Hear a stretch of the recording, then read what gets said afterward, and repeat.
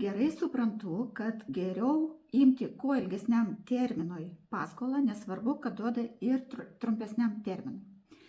Taigi, šis klausimas jau reikalauja individualaus požiūrio į tai. Pateiksiu paprastą atsakymą. Tarkim, jūs skolinatės 150 000 ir imate terminą 20 metų, tai jūsų įmoka sudarys maždaug 950 eurų per mėnesį. Jeigu trumpinat laikotarpį ir tą pačią paskolą imate 30 metų, įmoka sudarys jau tik tai 760 eurų per mėnesį.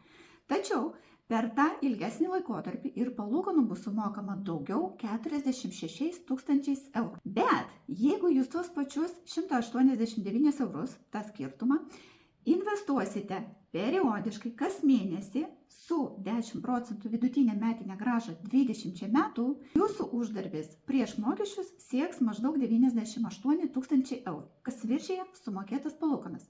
Tačiau reikia suprasti, kad ne kiekvienas gali investuoti, kaip ir ne kiekvienas gali išmintingai pasinaudoti įvairiomis paskolos galimybėmis. Investuokite ir skolinkitės atsakingai, o individuali pagalba individualių konsultacijų metu.